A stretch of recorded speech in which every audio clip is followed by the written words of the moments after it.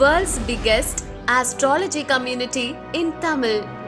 Online Astro TV, வாழ்வின் வெளிச்சம். Online astro டிவியை கண்டு மகிழுங்கள். இளம்பள்ளியில் வந்திருக்கும் சௌரிராஜன் ஐயா அவர்களை பேச வருமாறு அன்போடு அழைக்கின்றோம். ஸ்ரீராமஜெயம், ஸ்ரீராமஜெயம், ஸ்ரீராமஜெயம். திருச்செங்கோடு ஜோதிட ஆராய்ச்சியாளர்கள் சங்கத்தினுடைய 236வது கருத்தரங்கிலே அடியேன் கலந்து கொள்வதற்கான வாய்ப்பினை உருவாக்கி தந்த திருச்செங்கோடு ஜோதிட ஆராய்ச்சியாளர்கள் சங்கத்தினுடைய பொறுப்பாளர்கள் அத்துணை பேருக்கும் அடியனுடைய பணிமிகுந்த வணக்கத்தை மிகவும் பணிவான முறைகளை தெரிவித்துக் கொள்ள கடமைப்பட்டிருக்கின்றேன். இங்கே வருகின்றிருக்கக்கூடிய ஜோதிட சான்றோர்களையும் இந்த சபையை அலங்கரித்து கொண்டிருக்கக்கூடிய ஜோதிட பெருமக்களையும் வணங்கி மகிழ்கின்றேன். அடியேன் இன்றைக்கு ஒரு 20 நிமிடங்கள் பேசுவதற்கு அனுமதிப்பார் என்று நினைக்கின்றேன். ஏனென்று சொன்னால் எப்பொழுதுமே அடியேன் வந்து நின்றால் எனக்கு ஒரு 10 நிமிடங்கள் கொடுக்கக்கூடியதை பழக்கமாக வைத்து கொண்டிருந்தார்கள். அந்த நிலை மாற்றமடைந்து இப்பொழுது ப்ரமோஷன் கொடுத்துருக்காங்க. ஒரு 20 நிமிடங்கள் பேசுவதற்கு அனுமதிக்கும்படி கேட்டுக்கொள்கின்றேன். நன்றி நன்றி. இன்றைக்கு அடியேன் பேசக்கூடியது நிறைய பேச மாட்டேன். ஏன்னு கேட்டிங்கன்னா தமிழில் எத்தனையோ இலக்கணங்கள் இருக்குது. நுதலி புகுதல், ஒத்துமுறை வைப்பே, தொகுத்து சுட்டல், வகுத்து காட்டல், முடித்து காட்டல், முடிவுடன் கூறல், இப்படி சொல்லி 32 யுக்திகள் பேசப்படுகின்றன. அந்த 32 யுக்திகளிலே சுருங்க சொல்லி விளங்க வைத்தல் என்பதும் ஒன்று. நாம் எதை பேசுகின்றோமோ அதை சுருக்கமாக சொல்லி தெளிவாக விளங்க வைத்தால் அதுவே சிறப்பு என்பதை அந்த செய்தி சொல்லுகின்றது. இன்றைய தினம் அடியேன் பேசக்கூடிய தலைப்பு என்ன என்று கேட்டால், நான் எப்பொழுதுமே டிஎன்ஏ இப்போ மரியாதைக்குரிய இளம்பிள்ளை கணேசனையா அவர்கள் ஒன்றை சொன்னார்களே, நான் எதிர்வரக்கூடிய காலத்திலே 7ஆம் பாவத்தை நான் எடுத்து பேசக்கூடிய நிலையிலே அதை பற்றியே பேசுவேன் என்று சொன்னார்களவா. அதை போல நம்முடைய சங்கத்தினுடைய செயலாளர் அவர்கள் மரியாதைக்குரிய முருகேசன் ஐயா அவர்கள் எப்பொழுது பேசினாலும் அடியேன் சந்திரநாடியை பற்றியே நான் பேசுவேன் என்று அவருக்கென்று ஒரு முத்திரை தனிமுத்திரை வைத்துக் கொண்டிருக்கிறார்களவா. நம்முடைய மரியாதைக்குரிய கரூர் சூரியனார் அவர்கள், நம்முடைய சூரியனார் அவர்கள் எப்பொழுதுமே நான் சாரஜோதிடத்தை வலியுறுத்துவேன் என்று சொல்லுகின்றார்களவா. அதை போல அடியேன் மரபணு ஜோதிடத்தை எப்பொழுதுமே பேசிக் கொண்டிருக்கிறேன் என்பதை இப்பொழுது நான் நினைவுபடுத்த கடமைப்பட்டிருக்கின்றேன். அடியனுடைய பேச்சிற்கு வலுவூட்டக்கூடிய இந்த யூடியூப்பில் மரியாதைக்குரிய சென்னையைச் சேர்ந்த அருமை சகோதரர், நல்ல உள்ளம் படைத்தவர், அந்த அருமை சகோதரர் விஷால் லோகேஸ்வரன் என்று சொல்லக்கூடிய அன்பர் அடியனுக்கு சில வழிகாட்டல்களை கூட செய்து கொண்டிருக்கிறார் என்பதை இந்த நல்ல சந்தர்ப்பத்தை சொல்லிக்கொள்ள ஆசைப்படுகின்றேன். அவரால் சொல்லப்பட்ட ஒரு 3 செய்திகளை இந்த சபையிலே சொன்னால் நன்றாக இருக்கும் என்று நினைக்கின்றேன். என்ன 3 செய்திகள் என்று சொன்னால், சில பேருக்கு குலதெய்வம் வழிபாடு இருக்காது. சில பேர் தங்களுடைய குலதெய்வத்தை வழிபாடு செய்வதிலிருந்து தவறி இருப்பார்கள். அவர்களுக்கு குடும்பத்திலே குலதெய்வ தோஷம் ஏற்பட்டுவிடும். அந்த குலதெய்வ தோஷம் ஏற்படுவதற்கு எது காரணமாக அமையும் என்பதை சில குறிப்புகளை ஜாதகம் காட்டும். அந்த அடிப்படையிலே குலதெய்வத்தை நெறிப்படுத்தி காட்டக்கூடிய, அடையாளப்படுத்தி காட்டக்கூடிய கிரகங்கள் கேதுவனுடைய நட்சத்திரமான அஸ்வினி மகம் மூலம், அஸ்வினி மகம் மூலம் என்று சொல்லக்கூடிய இந்த கேதுவனுடைய நட்சத்திரங்கள் குலதெய்வ வழிபாட்டை செய்ய தவறிய குடும்பத்தினுடைய அடையாளத்தை எடுத்து காட்டக்கூடிய ஒரு நிலைப்பாடு. குறிப்பாக நாம் மிகச் சிறப்பாக எடுத்து பேசக்கூடிய சுக்கிரன் இருக்கிறார் அல்லவா. அந்த சுக்கிரன் லக்னத்திலே இருந்தால், மீனத்திலே இருந்தால் மீனத்திலே சுக்கிரன் உச்சம் அப்படின்னு பேசுவோம். ஆனால் நிச்சயமாக அந்த சுக்கிரன் லக்னத்திலே இடம்பெறுமே, ஆனால் அவர்களுடைய குடும்பத்திலே குலதெய்வ தோஷம் செய்வதில் இருந்து தவறியிருப்பார்கள். இதை நான் சொல்கிறதுக்கு காரணம் சொல்லணும் இல்லைங்களா.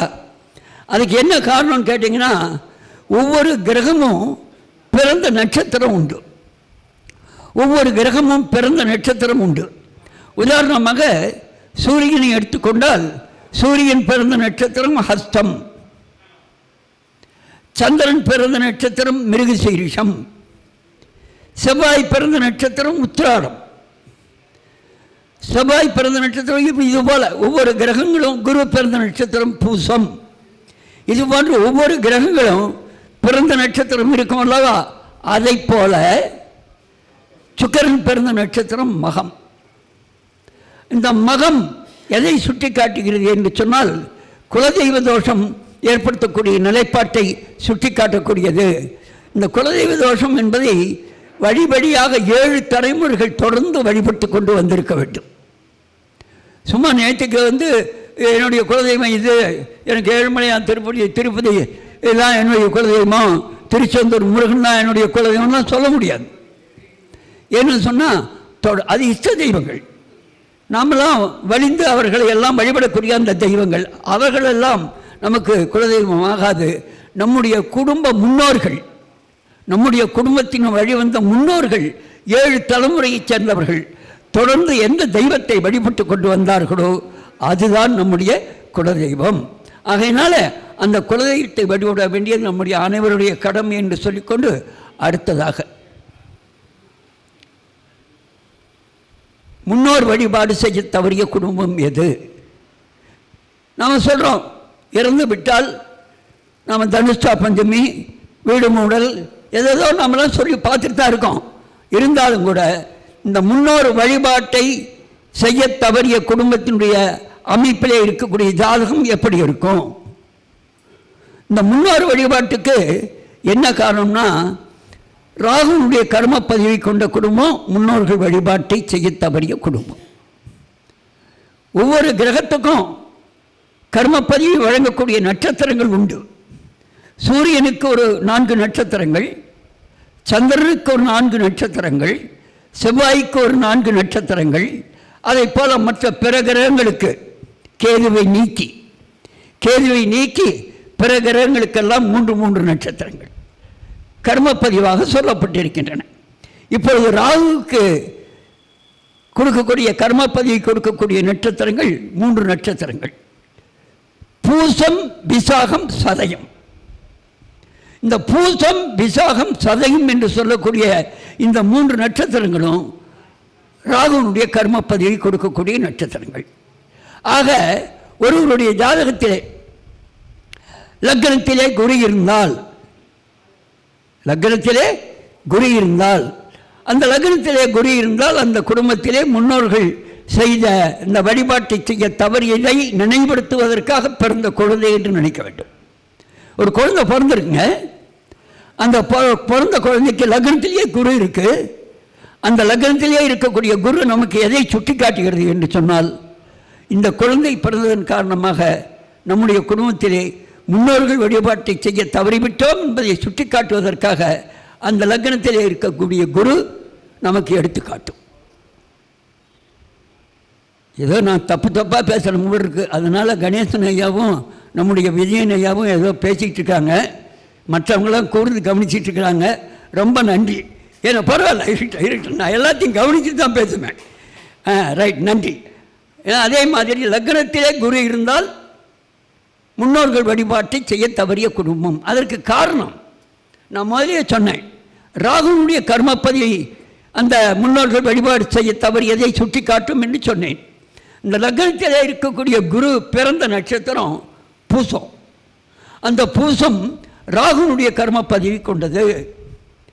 ஆகையினாலே அந்த லக்னத்திலே இருக்கக்கூடிய குருவானவர் முன்னோர் வழிபாட்டை செய்ய தவறியது என்பதை நமக்கு சுட்டி காட்டக்கூடியது என்று சொல்லிக்கொள்ள நான் இந்த இடத்துல என்னுடைய எண்ணத்தை பதிவு செய்ய ஆசைப்படுகிறேன். இன்னும் ஒரே ஒரு பாயிண்ட், இல்லை இந்த ஒரே ஒரு செய்தி.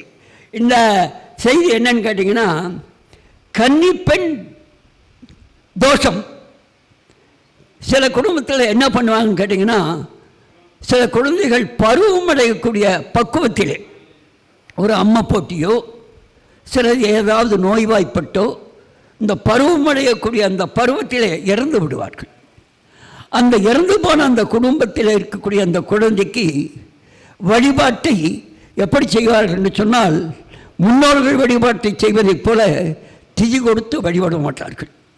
திதி கொடுத்து வழிபட மாட்டார்கள். ஆனால் அந்த குழந்தையை என்ன செய்வார்கள் என்று சொன்னால், வீட்டிலே தெய்வமாக நினைத்து வழிபடுவார்கள். தெய்வமாக நினைத்து வழிபாடு செய்வார்கள். அந்த தோஷத்தை ஜாதகம் எப்படி வெளிப்படுத்தும் என்பதை ஒரு சின்ன குறிப்பாக மட்டும் சொல்லிட்டு உங்களிடமிருந்து வெளிப்பட்டுக் கொள்ளலாம் என்று நினைக்கின்றேன். அதாவது சூரியனுடைய நட்சத்திரம் நமக்கு எல்லாருக்கும் தெரியும். கிருத்திகை, உத்திரம், உத்திராடம்.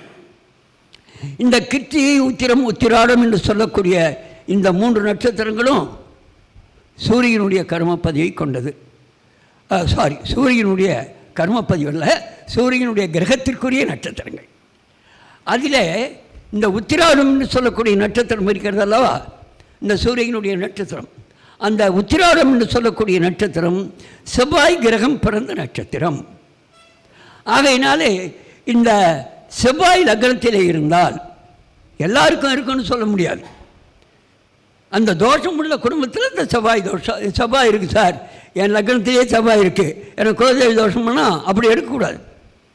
ஆனால் அந்த மாதிரி ஏற்பட்ட அந்த தோஷத்திற்கு ஆளான குடும்பத்திற்குள்ள குழந்தை இறந்துருந்தாங்கன்னா அந்த குடும்பத்தில், இந்த ஜாதகத்தில் அந்த லக்னத்தில் செவ்வாய் இருக்கும் என்பதை புரிந்து கொள்ளும்படி கேட்டுக்கொண்டு இந்த இணைய வாய்ப்பிற்கு நன்றி கூறி உங்களிடமிருந்து வெளிவருகிறேன். வணக்கம், நன்றி. ஐயா, அடியனுடைய பெயர் ஸ்ரீ சௌரிராஜன் இளம்பிள்ளை. 9443943927. நன்றி, வணக்கம். ஐயா மிகச் சிறப்பாக பேசினார். அவருடைய தொலைபேசி எண்ணை ஞாபகம் வச்சுக்கணும்னா 94 439 439 27. அவ்வளோதான். ஐயா அவர்கிட்ட ஒரு கேள்வி கேட்கலான்னு அனுமதி கேட்டேன்.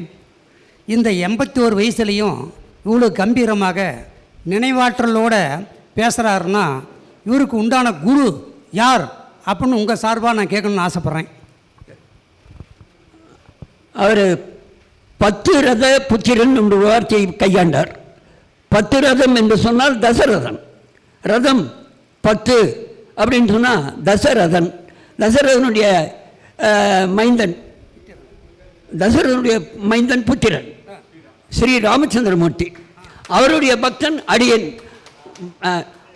ஸ்ரீராம ராம ராமேத்தி ரமே ராமே மனோரமே சகசிரநாம தத்துல்யம் ராமநாம வராணனே என்று சொல்லி அந்த ஹனுமன் தான் அவருடைய பக்தன் என்று சொல்லி ஐயாவிற்கு விடை கூறுகிறேன். வணக்கம், நன்றி. அதாவது சுருக்கமாக சொல்கிறாரு, 10 ரத புத்திரனின் பக்தனே என் வித்தைக்கு குரு அப்படிங்கிறார். அப்படிதாங்களே? நன்றி. அது இந்த இடத்துல இன்னொன்று சொல்கிறேன். மரபணு ஜோதிடத்தை பற்றி இப்போ பேசினாங்க. பேசும்பொழுது மரியாதைக்குரிய விஷால் லோகேஷன் அவர்களை நினைவுபடுத்தினேன். அவருடைய நட்சத்திரம் மூலம், ஆஞ்சநேயருடைய நட்சத்திரம் மூலம் என்று சொல்லி விடைபெறுகிறேன். வணக்கம், நன்றி. ஐயா அவர்களுக்கு பொன்னாடை போற்றி மரியாதை செய்யப்படும்.